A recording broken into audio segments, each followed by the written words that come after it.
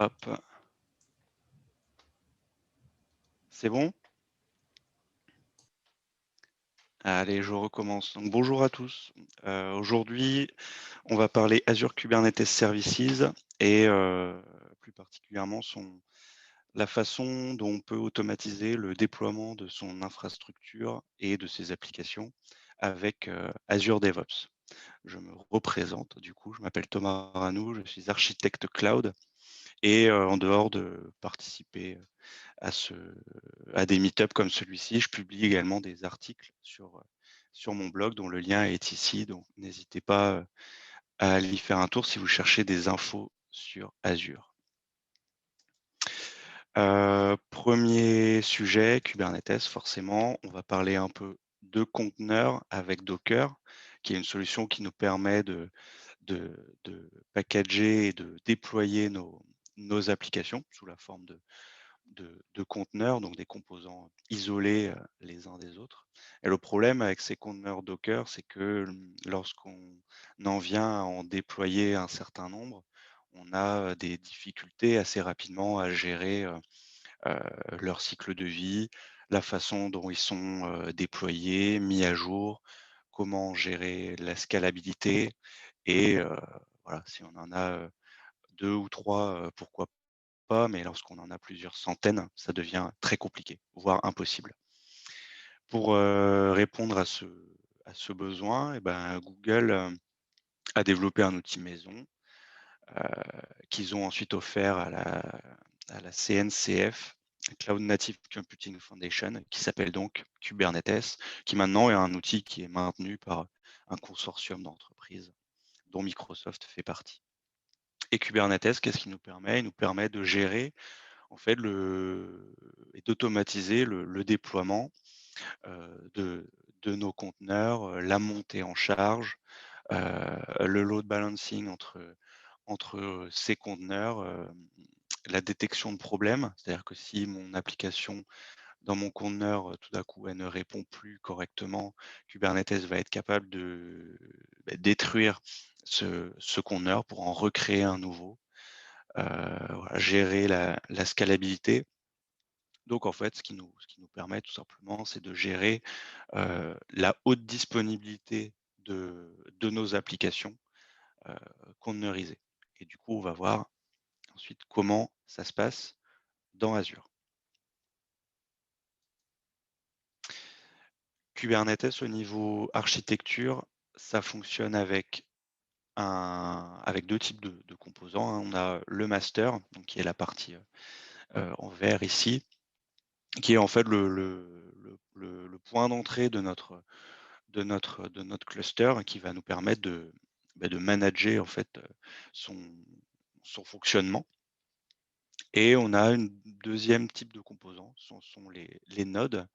Et c'est ces nodes qui nous intéressent plus particulièrement puisque c'est dans ces nodes que nous allons déployer nos conteneurs sous forme de pod.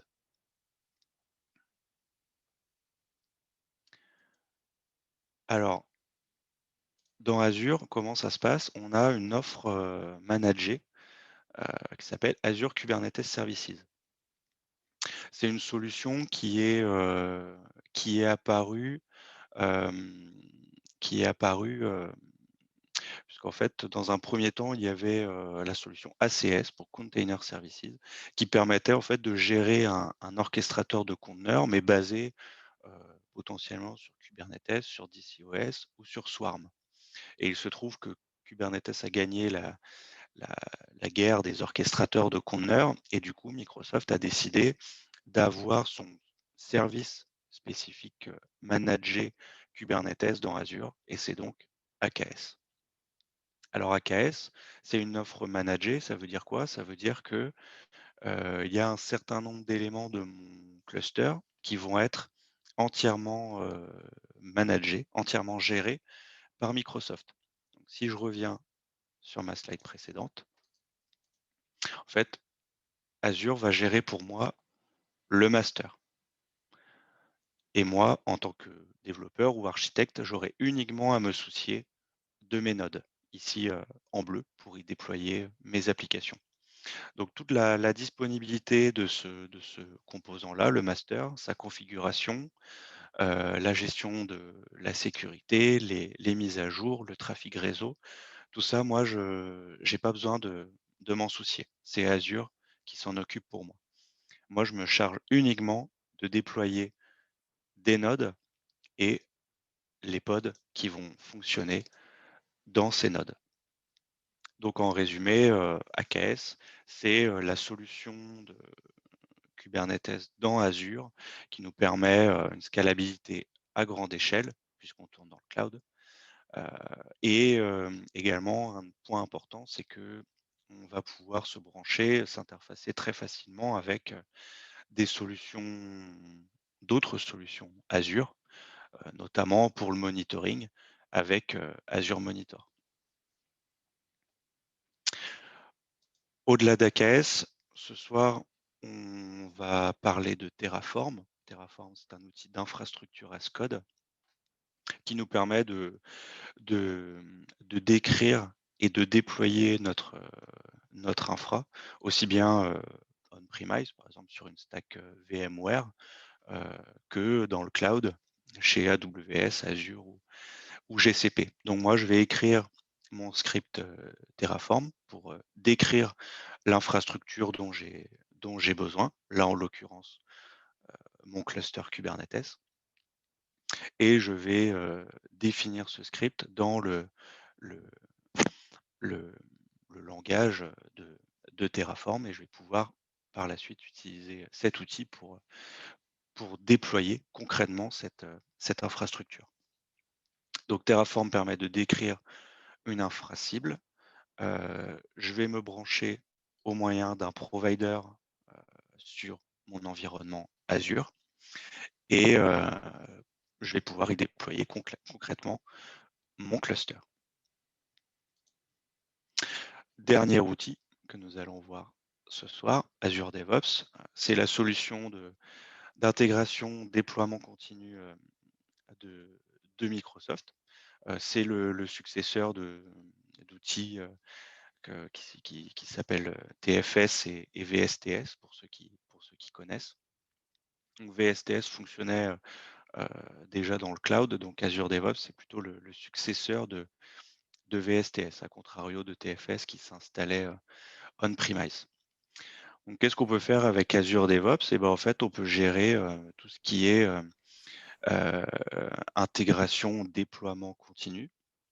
Donc on peut définir des builds, et des releases de déploiement. L'outil nous propose également, la gestion de notre repo, Git et également des vues, des boards pour gérer ses sprints typiquement et ses tickets, enfin voilà. C'est un outil qui se veut, multilangage et multiplateforme. Donc, si vous avez besoin de déployer, avec Azure DevOps, une application, Java, sur, AWS ou GCP, ça ne posera pas de problème. Par ailleurs, ce qui n'est pas supporté nativement, heu, par la plateforme et ben, peut être, apporté par, par la communauté. Il y a un marketplace sur lequel les développeurs peuvent, heu, apporter leurs briques, par exemple, Slack, Sonar. Donc, c'est, également une force de de cet outil. On va passer à la démo et pour ça, je vous ai fait un petit schéma de ce que l'on va déployer ce soir. Alors, dans Azure DevOps, j'ai créé 2 projets. Un projet d'infrastructure qui utilise des scripts Terraform.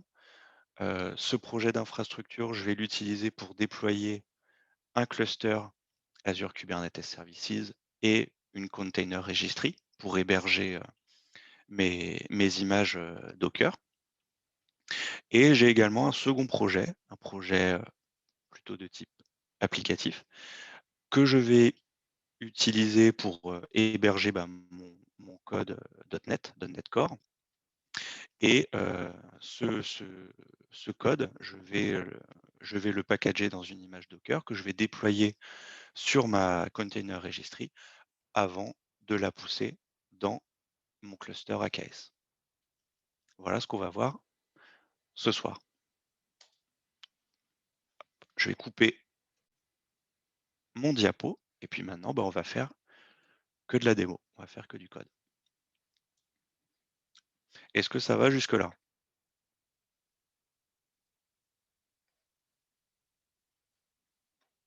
Alors, je ne vois pas le chat, moi, avec l'écran que j'ai. Hop. Oui, ça va bien. OK, parfait. Il y a Et ben, dans juste ce cas, une petite remarque aussi, c'est que Microsoft ayant racheté GitHub, la partie Git donc, que l'on présente, peut ou sera amené dans les années qui suivent à merger avec GitHub. Donc mmh, même Microsoft ne savent pas encore comment ils vont mener ce merge, mais très probablement, enfin GitHub, c'est sûr que c'est la référence, donc qui gagne, puisqu'il y a un nombre d'utilisateurs conséquent. Donc Microsoft va changer Azure DevOps dans une certaine mesure par rapport à GitHub. Et ouais, donc ça alors, impactera aussi les pipelines de déploiement. ouais, tout à fait, tout à fait. À savoir que il est déjà, possible, par exemple, lorsqu'on définit son pipeline, de build ou de déploiement, il est possible de cibler un repo, externe, en fait, à Azure DevOps, Tout repo Git par exemple GitHub. d'ailleurs, même un repo Git en local chez nous. Tout à fait, tout à fait. Ouais. Alors, il y a une Alors, question, je pense, ouais. voilà. Sur Azure DevOps, pas de possibilité de conserver son code en local, donc je dirais que sur Git, on s'en fiche un peu vu que c'est distribué, donc on a forcément les sources en local. Je ne sais pas si ça répond à Guillaume, ou s'il veut essayer pour aller plus loin. Ouais, mais du coup, c'est un peu ce que ce qu'on vient de dire, juste avant, c'était que le repo Git en lui-même, il peut être soit hébergé, on-premise, soit, sur la plateforme Azure DevOps, soit sur une solution, tierce comme, comme GitHub par exemple, c'est c'est tout à fait faisable. Ok, merci. Alors, mon mon premier projet donc pour définir mon infrastructure, c'est celui-ci, Terraform AKS. On y retrouve, un certain nombre de fichiers Terraform, donc c'est les fichiers .tf qui sont ici et tfvars, et j'ai également un pipeline de build, heu, que nous verrons juste après. Alors on va commencer avec mes fichiers, Terraform. On va les passer en revue. Alors je vous ai dit tout à l'heure que j'avais besoin de cibler un provider pour utiliser Terraform, donc voilà, ça se passe avec, ce composant provider Azure RM. Donc là, je précise que je veux faire un déploiement dans Azure. Second fichier qui va nous intéresser, c'est le fichier des variables, où là, en fait, je vais définir, toutes les variables que je vais utiliser dans mon script Terraform. Puisque mon Terraform en lui-même, je veux qu'il soit le plus indépendant possible de mon contexte de déploiement. Donc là, typiquement, je vais pouvoir cibler, un déploiement sur un environnement différent, par exemple, en modifiant, mes variables. Donc par exemple, j'ai variabilisé le nom du resource group, sa localisation, le nom de mon cluster. Pareil pour, la registry, il y a également son nom qui est en paramètre, heu, ainsi que la définition de mon back-end. Alors le back-end, Terraform, c'est, en fait l'endroit où l'on va stocker un fichier qui s'appelle un fichier tfstate qui contient en fait, une vue Terraform de tout ce qui a été, déployé au niveau infrastructure. Donc ça, c'est important parce que, hem, lorsque vous créez votre script Terraform, vous le déployez, très bien, vous avez par exemple, hem, une VM, avec une certaine puissance, un certain nombre de CPU et de RAM. Donc votre fichier tfstate est créé. Là, je le déploie par exemple dans un storage account, Azure. Si par la suite votre fichier Terraform, vous le faites évoluer et que vous décidez de modifier la puissance de votre VM, et ben, ce que Terraform va faire, c'est qu'il va uniquement modifier les propriétés de votre VM, donc allouer plus de CPU, plus de RAM, plutôt que de détruire votre instance pour la recréer.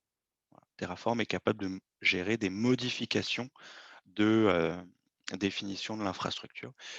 Et donc, plutôt que de tout supprimer et de recréer, apporter uniquement les modifications nécessaires. Ça, c'est pour le TF state. Donc ça, c'est la définition de mes variables. Leur affectation, c'est géré dans un fichier tf-vars. Donc là, on retrouve toutes mes variables que j'ai déclarées précédemment. Et on voit ici que les valeurs que je leur associe ne sont pas très pertinentes, puisqu'en fait, ce que j'ai fait, c'est que voilà, j'ai repris le nom de ma variable, j'ai ajouté 2 underscores avant, 2 underscores après, et on va voir tout à l'heure à quoi ça sert. En fait, moi là, ce que j'ai envie, c'est que ce soit Azure DevOps qui gère mes variables de déploiement et qu'elles soient injectées dans mon script Terraform. Et ça, du coup, pour faire ça, je vais me servir de cette notation et on va voir derrière dans le pipeline comment ça se passe. OK, dernier script, dernier fichier Terraform, le plus important, le main. On va passer en revue son contenu et on va y trouver là véritablement la définition de notre infrastructure. Terraform, voilà, donc le back-end.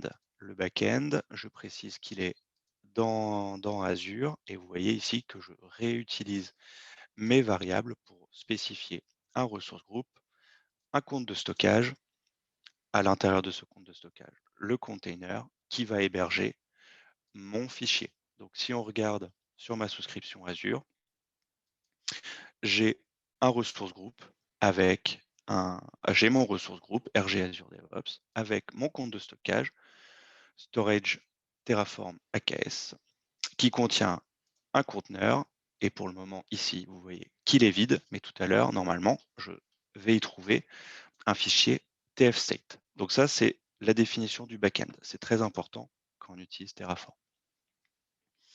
Ensuite, mon infra en elle-même, je vais la stocker dans un ressource group dont le nom ici est également variabilisé. Sa localisation aussi. Donc le ressource group, c'est ce qui va me permettre de stocker logiquement en fait mes composants. Mes composants, qu'est-ce que c'est? C'est dans un premier temps une container registry. Voilà, donc cette container registry, je la déclare au moyen de la ressource Azure RM Container Registry. Et cette ressource, elle attend un certain nombre de paramètres que je valorise ici. Donc le nom de ma registry, je vais agrandir un peu peut-être au cas où. Hop, je n'y ai pas pensé avant. J'agrandis un peu pour que ce soit plus clair. Donc le nom de ma registry, pareil, sa localisation, le nom du ressource group. Tout ça, c'est variabilisé également. Et vous voyez, là, j'ai précisé que cette ressource, elle est dépendante de mon ressource group que j'ai créé juste au-dessus. Donc, il va créer ce composant-là après avoir créé mon ressource group. Et d'ailleurs, c'est important puisqu'on voit ici qu'il se base sur sa localisation et son nom pour y déployer ma registry. Deuxième composant, mon cluster Kubernetes en lui-même. Alors là, on a plusieurs choses. C'est un petit peu plus riche. Donc là, je me base sur la ressource Azure RM Kubernetes Cluster. Je précise le nom de mon cluster encore, sa localisation, le nom du ressource group. Je précise la version de Kubernetes à utiliser, managée par Azure. Et j'ai la gestion de mon node pool. Le node pool, c'est, si vous vous rappelez le schéma qu'on a vu tout à l'heure, c'est ce qui va héberger mes nodes, les composants verts. Donc mes nodes, c'est quoi? Ce sont des machines virtuelles. Donc là, je précise que je veux des machines virtuelles standard D2V2 et composant intéressant, je précise que je veux utiliser des availability zones. Les availability zones, ça va me garantir que mon cluster, enfin que les nodes de mon cluster sont déployés sur des data centers différents au sein d'une région. Si on prend l'exemple de la région France-Centre, elle est composée de 3 data centers qui sont situés en région parisienne. Donc avec ce paramètre, si je déploie 3 nodes, ils vont être déployés sur 3 data centers différents. Ça permet la haute disponibilité. S'il y a un des data centers qui tombe, il y a toujours les 2 autres disponibles pour héberger mes nodes. Et ça, c'est très important. Dernier point, le service principal pour mon cluster Kubernetes. Voilà, c'est le composant de gestion d'identité de mon cluster. Donc ça, c'est la définition de mes fichiers Terraform. Très bien. Pour le moment, mes fichiers en l'état, ils ne vont pas faire grand-chose. Il faut que je les utilise maintenant. Et pour faire ça, je vais utiliser un pipeline.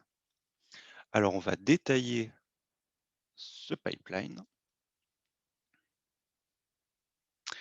Et la première chose qu'on va voir, c'est que associé à ce pipeline, j'ai positionné des variables. Et en fait, si vous regardez bien ici, on retrouve toutes les variables que j'ai déclarées précédemment dans mon fichier Terraform. Donc, AKS cluster name, j'ai décidé de l'appeler cluster mug Lyon. Les informations de connexion à mon cluster, je les ai rendues privées, c'est pour ça qu'on voit que des petites étoiles. Mon cluster, je le déploie en France Centre. Je vais créer un ressource groupe RG AKS et voilà toute la définition de mes variables. Donc on va voir ensuite dans mon pipeline comment elles vont être utilisées. Alors, je passe sur les étapes de copie de fichier pour définir un répertoire de travail. C'est pas très intéressant. On va aller directement sur l'exécution de mon pipeline. Alors, première étape, on va faire un replace token. Alors, c'est là où il va falloir suivre un peu. Le replace token, ce qu'il va faire, c'est qu'il va prendre mes variables définies ici. Si on prend par exemple AKS cluster name, il va chercher une correspondance dans mon fichier Terraform. AKS cluster name, tac, ah bah super, il est là, AKS cluster name. Et ici, on voit qu'en fait, je vais cibler ma recherche sur les fichiers, sur le fichier tfvars et faire un remplacement si on trouve le préfixe et le suffixe. Donc, il prend ma variable, il voit AKS cluster name, il va regarder ces 2 fichiers. Là, tac, il trouve une correspondance, ça match avec le préfixe et le suffixe. Et là, du coup, il va positionner la variable cluster mug Lyon dans mon fichier, ici. Voilà, on a variabilisé notre pipeline. Comme ça, si vous devez déployer sur un autre environnement, vous modifiez vos variables et puis c'est parti. Une petite question, vu que tu étais dessus. Il y a une question sur comment on définit des variables sur le pipeline. Ah ben voilà, on a fait. Ah oui, dans le pipeline, sinon Je pensais ça. Dans le pipeline, voilà, c'est tac. Tu écris variable, 2 points, et puis là, tu définis tes variables. Autre question, est-ce que le code que tu mets là, enfin que l'on voit, sera mis à disposition ou pas? Oui. Super. Donc, du coup, on mettra le lien aussi sur Meetup. Ok, super. Ok, donc première étape, le replace token. Donc maintenant, on a des scripts Terraform avec les vraies valeurs qui vont être utilisées pour le déploiement. Ensuite, je fais un Terraform installer si besoin. installer la bonne version de Terraform à utiliser, que j'ai précisé, que je précise comme ceci, hein, qui fait référence du coup à ma variable justement qui est là, d'accord? Et ensuite, je vais pouvoir utiliser les 3 grandes étapes, enfin les 3 grandes fonctions de Terraform. La première, c'est le Terraform init. Le Terraform init, qu'est-ce qu'il fait? Il regarde mes fichiers déjà, mes fichiers Terraform pour voir s'ils sont valides. Et ensuite, il se branche sur l'environnement cible et il analyse le back-end. Enfin, il regarde si, voilà, si c'est possible si ça va être possible de déployer un TF state sur ce back-end. Pour ça, moi, j'ai défini une Azure Connection. Azure Connection, ça se définit ici dans les paramètres, hein, service connexion. Voilà, j'ai défini la connexion à mon tenant Azure. J'ai fourni les informations d'authentification pour que Azure DevOps ait le droit de se connecter à mon tenant.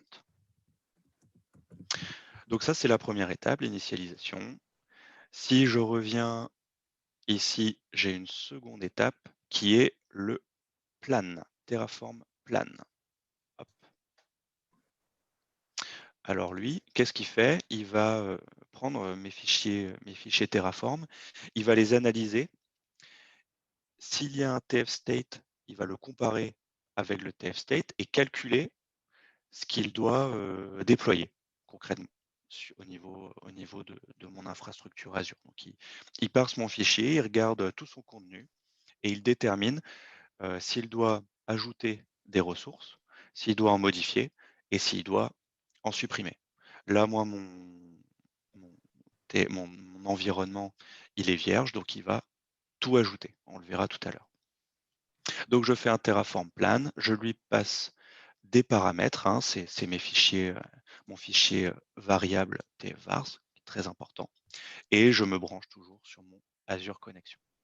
Dernière étape, le Terraform apply, et bien là, ça consiste à appliquer concrètement ce qui a été planifié à l'étape précédente. Donc vraiment le déploiement concret de mon infrastructure.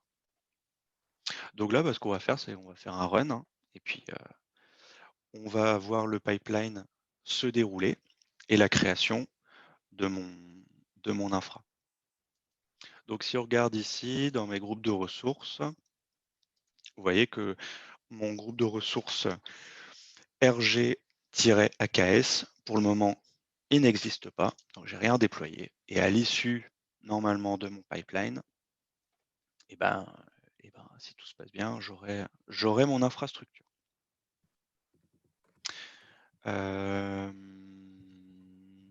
Ok, alors, pendant qu'il fait ça, on va anticiper un peu, sauf s'il y a des questions sur le Terraform. Il y a une petite question, vu que c'est sur les fichiers en plus, ça va bien.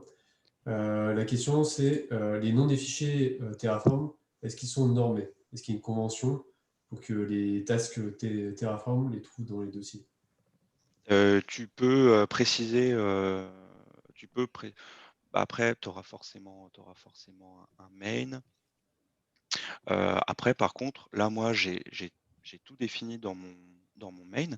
Tu peux tout à fait avoir un main quasiment vide qui fait uniquement référence à d'autres fichiers Terraform dans lequel, par exemple, tu vas avoir la définition d'une container registry, la définition de mon cluster. C'est une organisation de code source comme ce qu'on peut trouver en .NET, hein. Tu fais un peu comme tu en as envie. Après, c'est clair qu'il y a des conventions de nommage qu'il est bien de respecter, hein. Par exemple, un fichier provider.tf pour cibler son environnement. Comme ça, tout le monde s'y retrouve si jamais il faut reprendre le code Terraform de quelqu'un d'autre. Mais ça, c'est commun à tout langage de programmation, j'ai envie de dire. Mon pipeline, on va voir où il en est. On va pouvoir le suivre au fur et à mesure. Tac. Alors, on va avoir ce qu'il a fait. Donc là, il a fait le init, le plan. On va regarder ce qu'il a déterminé. Voilà, tout ce qui est en plus là, c'est ce qu'il a détecté comme étant à ajouter. Donc forcément, c'est la totalité de mon déploiement. Et voilà. 3 ressources à ajouter. Donc c'est mon ressource group, ma container registry et mon cluster. Il n'y a rien à modifier et il n'y a rien à détruire. Donc il est en train de déployer tout ça. Alors ça prend environ 5 minutes. Donc on va prendre un peu d'avance. Et du coup ici, normalement, si je regarde au niveau de mon compte de stockage, Terraform Storage, tac, il a positionné un terraform.tfstate. Voilà, donc il a réussi à se brancher là-dessus pour gérer le tfstate. Ok, donc pendant que ça se déploie, on va regarder, on va introduire rapidement mon autre projet, qui est mon projet application. Et lui, il a plusieurs rôles. Déjà, il contient un repo avec donc mon application, hein, qui est une application standard .NET Core 3, avec un Dockerfile qui est ici. Voilà, c'est pas dans l'application que réside l'intérêt de cette présentation. Donc voilà, ça c'est mon code source. J'ai également 2 fichiers dans mon manifeste ici. Et ça, c'est les fichiers YAML qui vont me permettre de déployer mon application sur mon cluster. Donc on verra après comment ça se passe. Ici, c'est toujours en cours.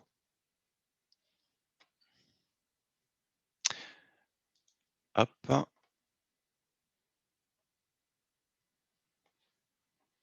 Alors, je vais vous détailler ces 2 fichiers tout de suite.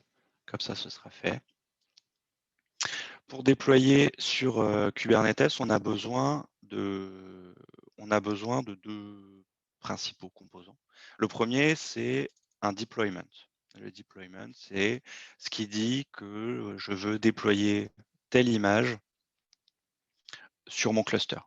Je veux déployer telle image. Donc là, c'est l'image, je l'ai précisé ici pour que pour que mon propos soit plus compréhensible, mais ça va être une image donc déployée sur ma container registry Azure avec le nom application Netcore et cette image, je veux la déployer sur 5 réplicas. Donc je vais avoir 5 pods à s'exécuter sur mon cluster pour rendre disponible mon application, mon deployment. Alors ce deployment, il lui faut un second composant, hop, qui est ce qu'on appelle un service. Un service, ça permet d'ouvrir un flux entre le master et, mon application. Puisque mon application, elle est distribuée au travers de 5 pods, il faut un composant de type load balancer pour répartir le flux sur ces 5 pods. Et ça se fait au moyen d'un service.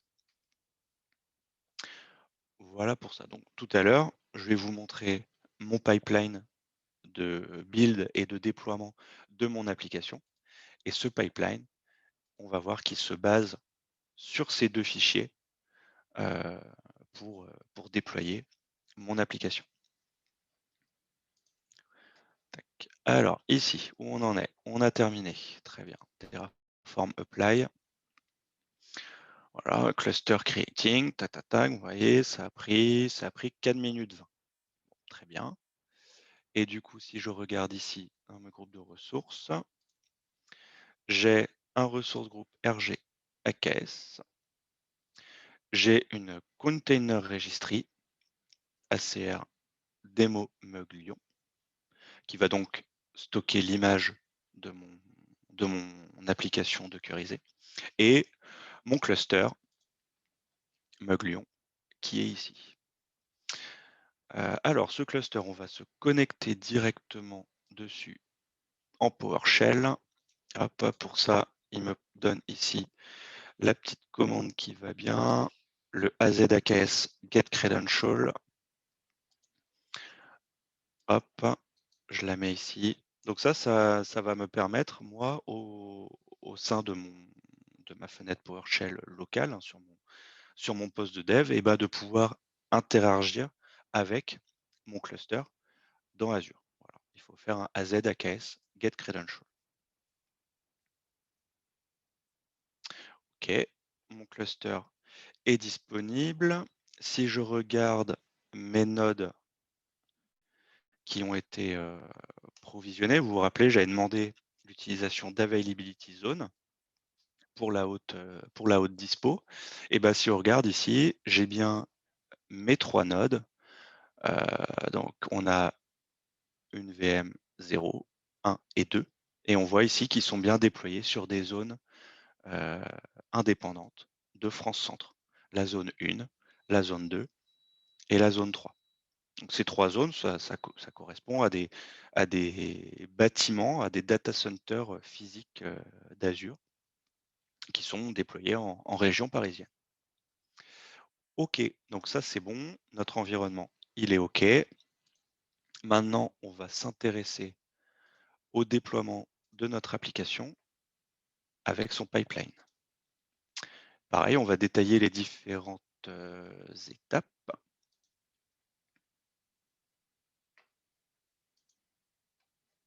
Et du coup, OK. Alors là, du coup, je me rends compte que j'ai besoin de ça. Je vais avoir besoin, dans mon pipeline, d'utiliser des connexions pour me brancher sur ma registry et sur mon cluster. Donc, on va faire ça dans un premier temps. Comment ça se passe? C'est dans les Project Settings à nouveau, Service Connexion. Tac, je vais ajouter une connexion, un Docker Registry. Là, j'utilise une Azure Container Registry, donc j'ai l'intégration de ce composant directement dans Azure DevOps. Donc, c'est plus simple de s'y connecter à travers ce biais-là. Mais après, c'est tout à fait possible, par exemple, de cibler une registry tierce. Ça ne pose aucun problème. Azure Container Registry, je prends celle-ci et je vais donc lui donner le nom ACR Connexion qui est attendu dans mon pipeline.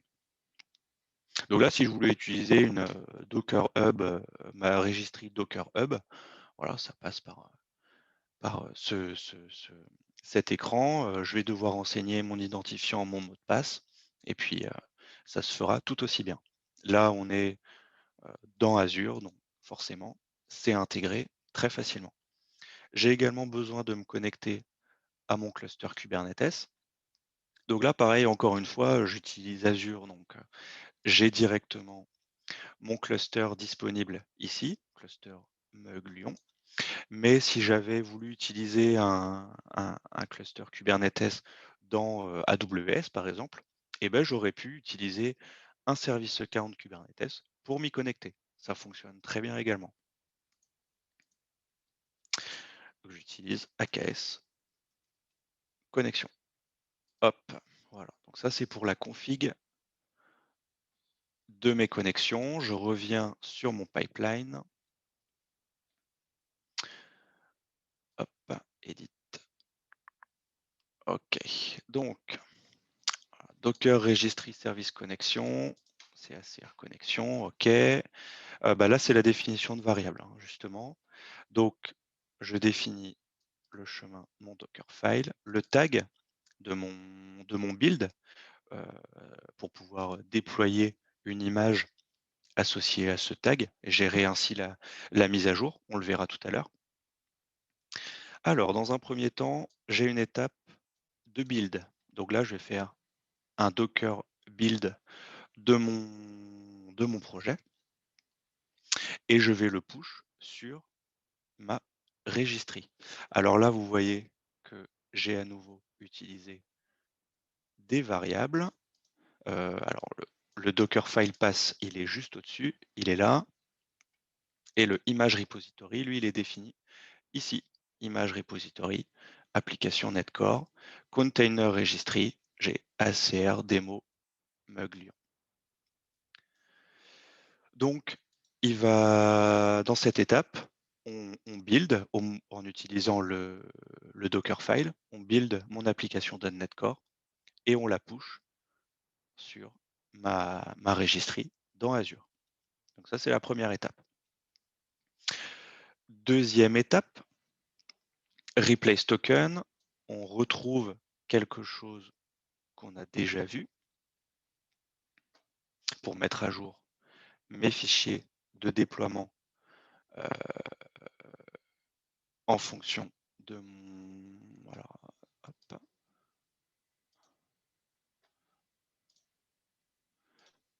Tac, tac, tac. En fonction de mon build. Donc là, si on regarde ici, par exemple, j'ai container registry. Donc ça, hop, je ne vois plus mon écran. Je vais le déplacer ici. Hop. Donc là, container registry, lui, à l'exécution, il va être remplacé. Ah mince.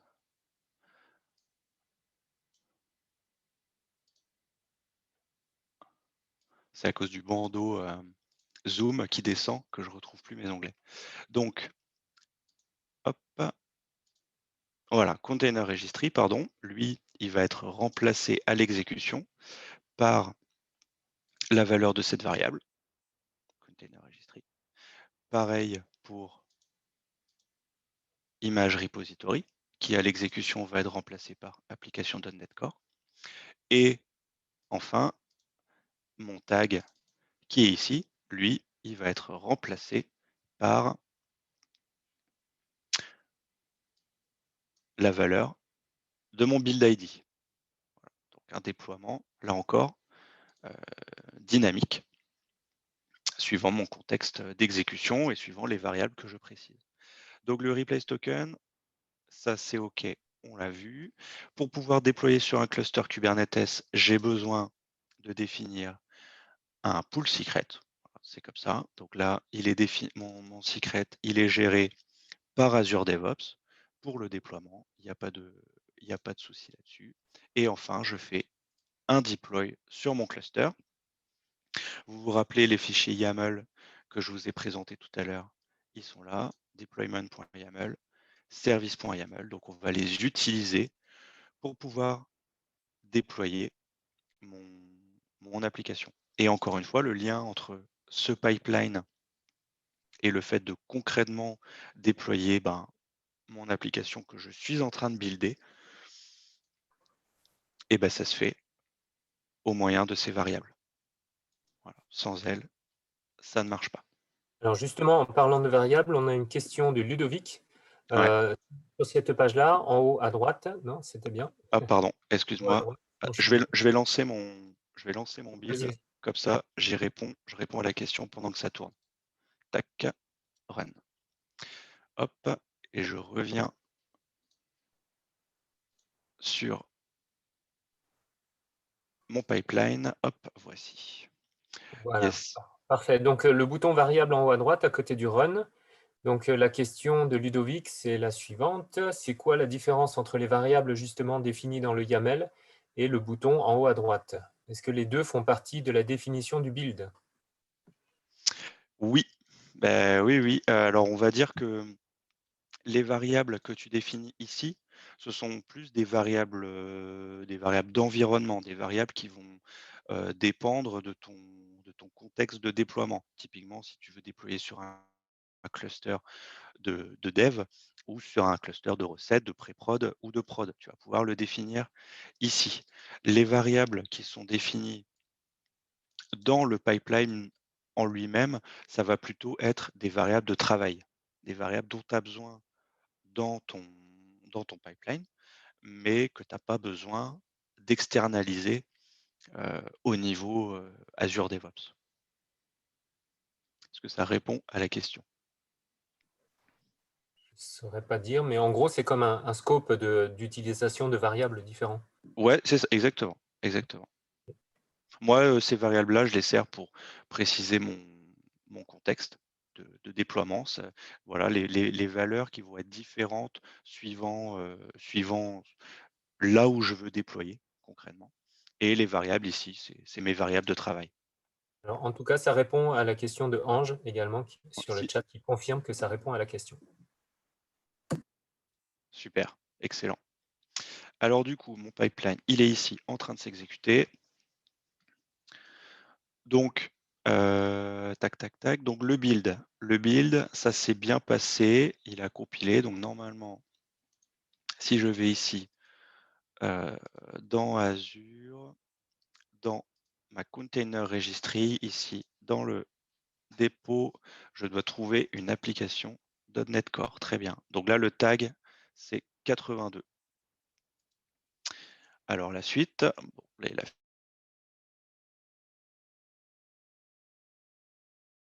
fait tac, le déploiement, donc le replace token. Il a trouvé 3 occurrences à remplacer. Donc, si vous vous rappelez bien, il y a le nom de la container registry, le nom de l'image et le tag. Ça fait bien 3. Le deploy, voilà, qui me dit qu'il a bien déployé mon application. Il a fait une rolling update de mes pods pour déployer sur mon cluster. Là, techniquement, il n'y a pas de rolling update à proprement parler, puisque avant, il n'y avait rien de déployé dessus. Donc voilà, il a déployé application.NET Core. Donc maintenant, si je reviens sur mon PowerShell, je vais faire un kubectl.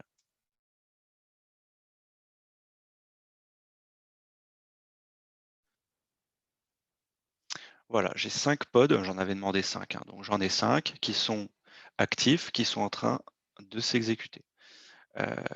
Si je regarde un truc intéressant, pour la haute disponibilité également, pour ceux que ça intéresse, describe pod, on va voir qu'en fait ces 5 pods, ils se sont déployés sur mes différents nodes. Donc là, j'en ai 2 qui tournent sur la première VM, j'en ai 2 autres qui tournent sur la troisième VM et le dernier qui tourne sur la deuxième. Mon application, on va la voir, kubectl get services. Donc là, mon load balancer, il m'a déployé une IP publique, hein, pour pouvoir accéder à mon application. Donc si je suis ici, tac, voilà, je vais pouvoir accéder à mon appli, qui est magnifique. Voilà, c'est le sujet du jour et la date. Excellent. Donc voilà pour mon application. Et ce qu'on va faire maintenant, c'est une petite mise à jour de cette application pour voir comment ça se passe, quelles sont les opérations exécutées. Hop, je suis allé au mauvais endroit. Index, allez, on va simplifier tout ça, on va garder juste la date. OK, commit. Commit. Donc là, automatiquement, j'ai un nouveau pipeline. Enfin, j'ai une nouvelle instance de mon déploiement qui démarre. Et du coup, il va procéder aux mêmes étapes que ce qu'on a vu précédemment, sauf que là, il va bien procéder à un rolling update. C'est-à-dire qu'il va supprimer progressivement mes 5 pods ici pour en déployer 5 autres avec la nouvelle version de mon application. Et ça fonctionne grâce au tag. Le tag de mon image qui est défini ici. Hop, je vous le rappelle, hein, il est défini ici. Ce tag, c'est le build ID. Donc c'est ce qui va permettre à mon cluster de bien voir qu'il y avait une ancienne version de mon application et que maintenant il y en a une nouvelle et que donc il doit procéder à un rolling update pour la mettre à jour.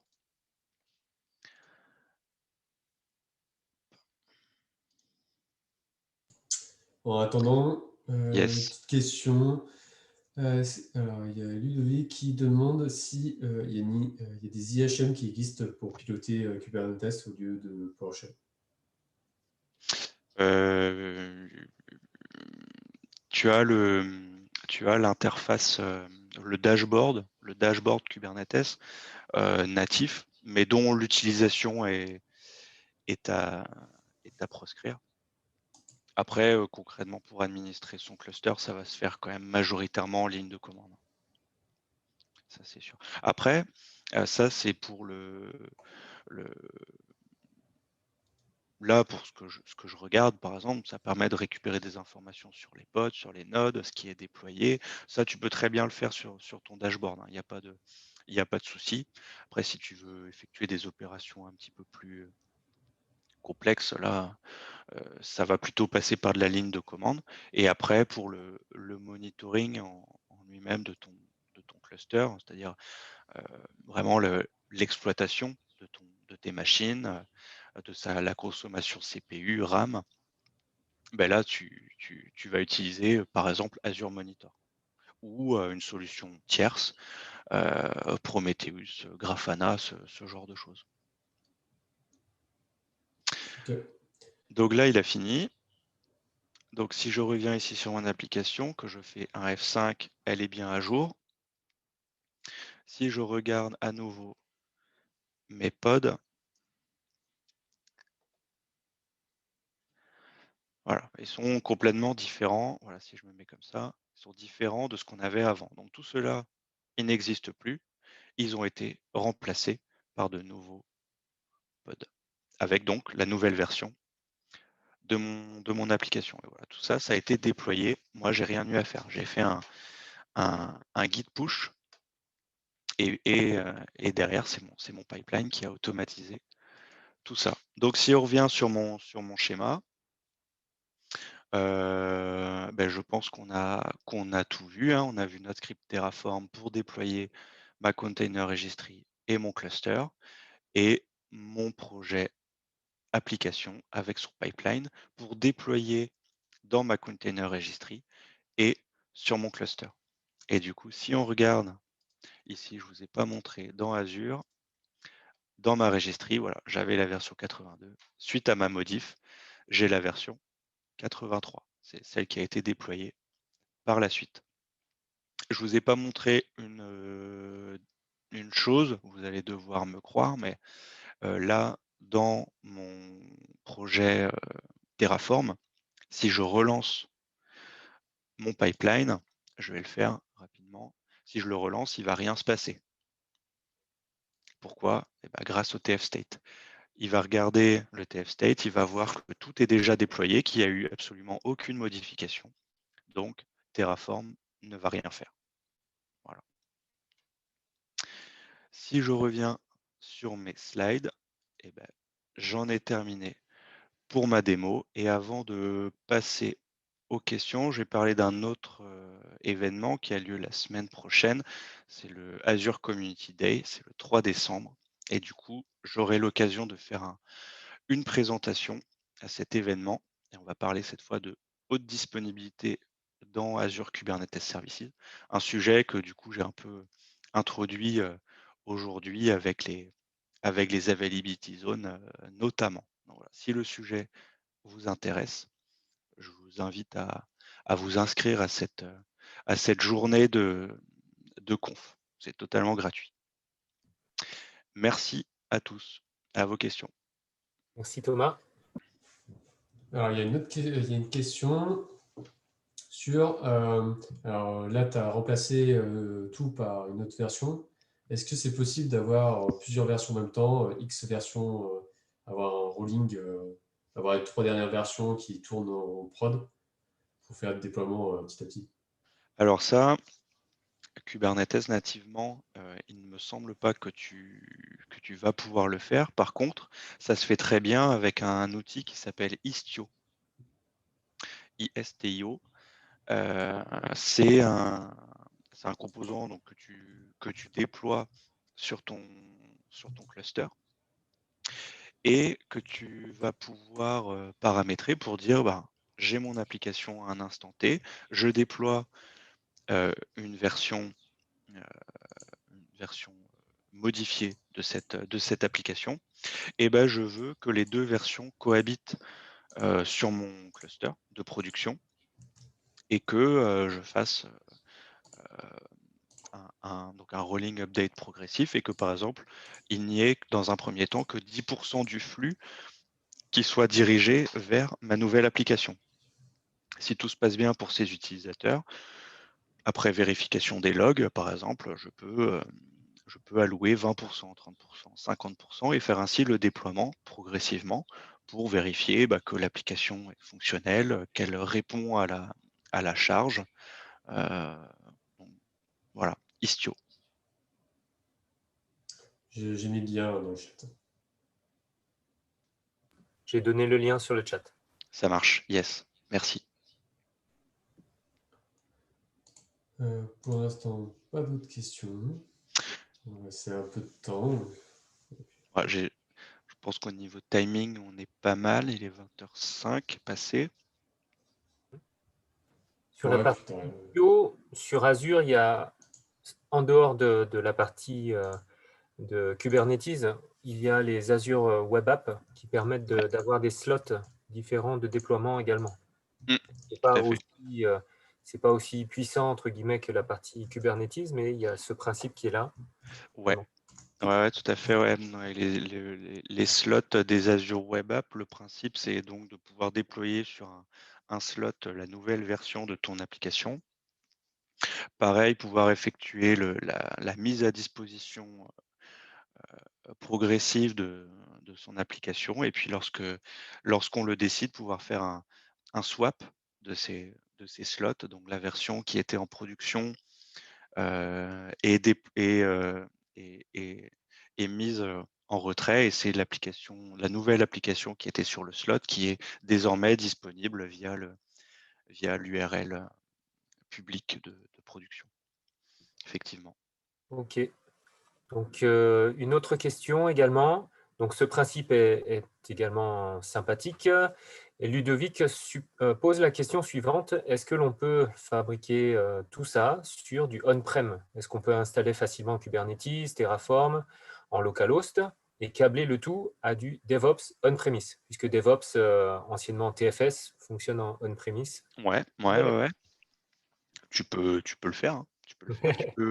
Tu peux administrer un cluster Kubernetes on-prem. Il n'y a pas de souci. Tu peux faire du Azure DevOps on-prem, du Terraform on-prem. Il n'y a pas de difficulté. Après, forcément, ce qui va changer un peu, c'est que là, mon cluster, vous voyez que j'ai écrit une dizaine de lignes Terraform, et j'ai un Kubernetes disponible, complet dans Azure. Toute la configuration, le déploiement du master et des nodes a été opéré par Azure. Et ça, c'est une complexité qu'il faut avoir en tête si on veut se lancer sur du Kubernetes on-prem.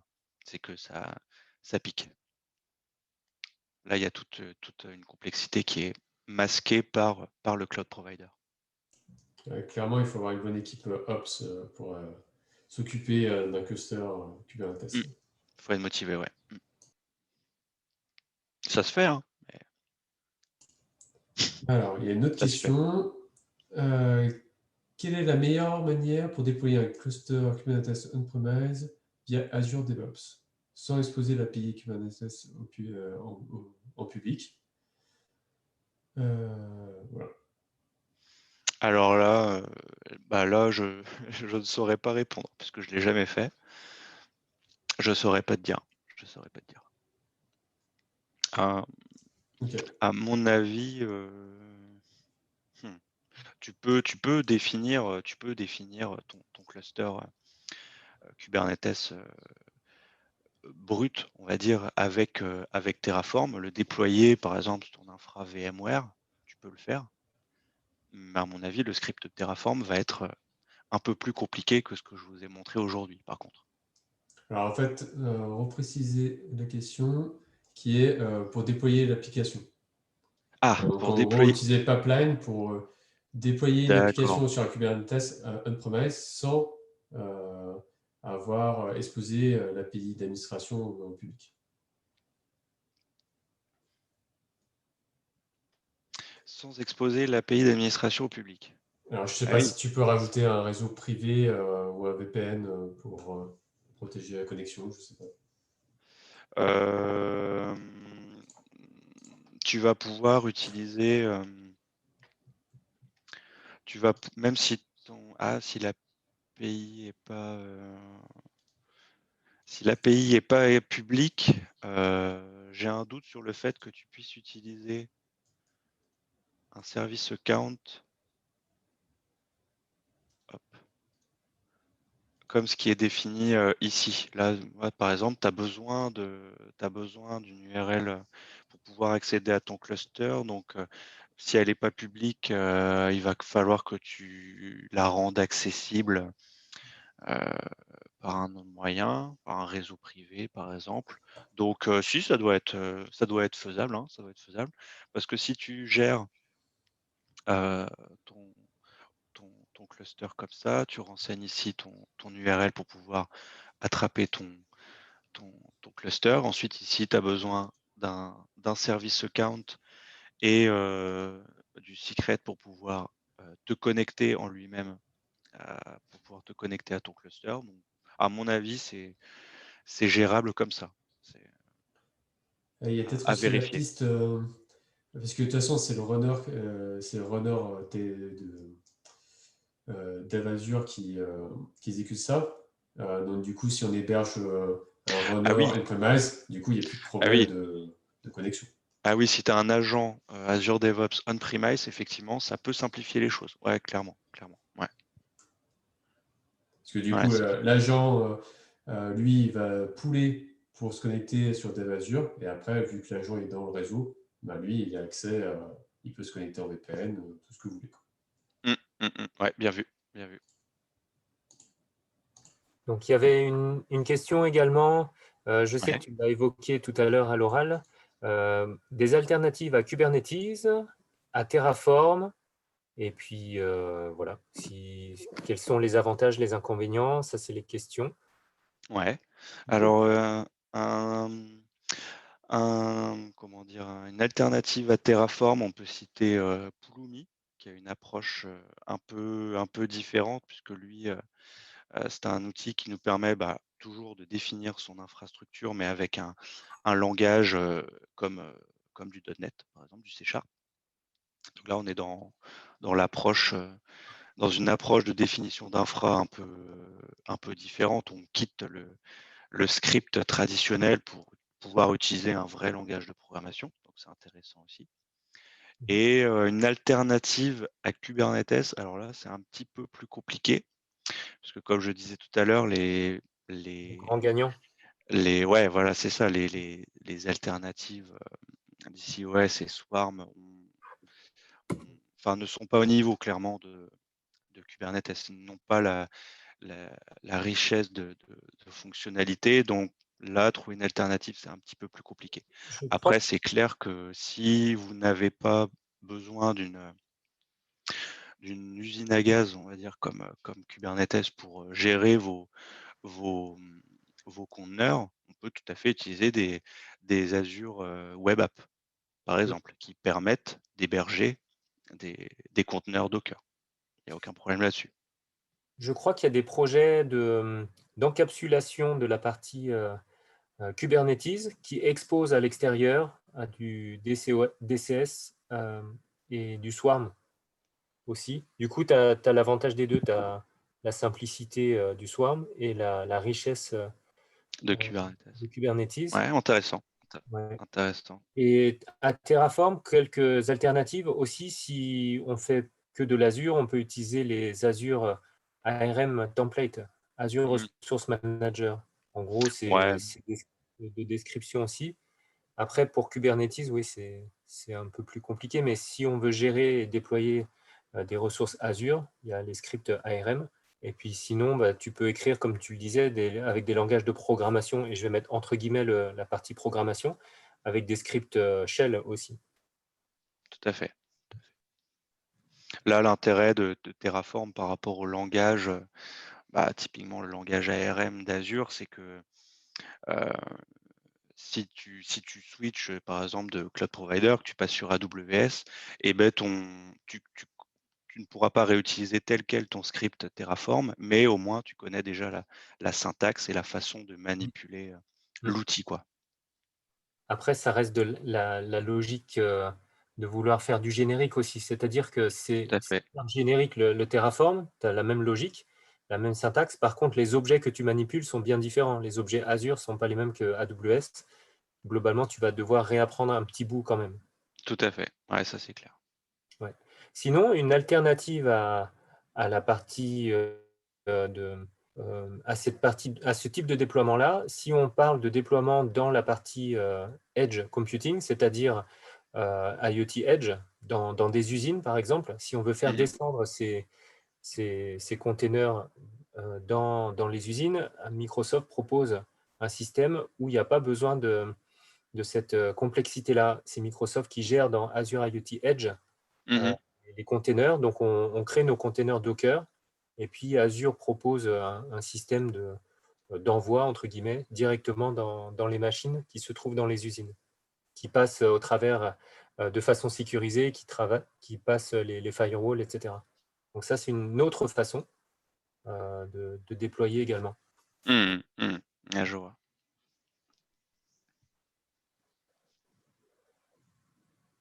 Et comme tu dis, c'est pas magique, hein. Il faut quand même savoir utiliser tout ça. Ouais, j'imagine.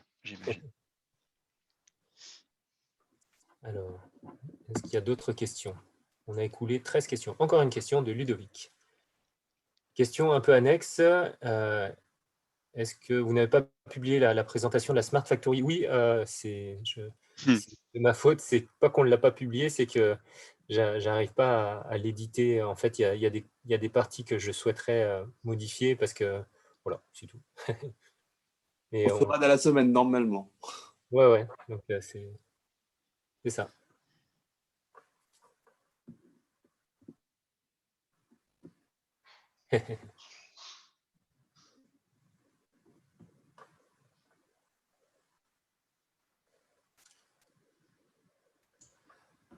Alors, d'autres questions?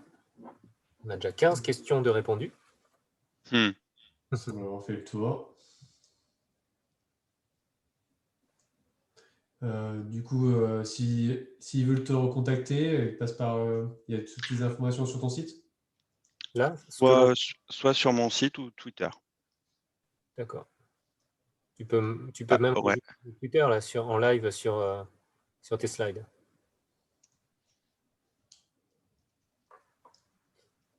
Voilà. Cool. Super, merci beaucoup. Pas de bien, nouvelles avec questions, plaisir. donc je pense qu'on a fait le tour. Ouais. Ça marche. Merci bien de nous avoir présenté ça. Avec plaisir. Et puis, peut-être à une prochaine.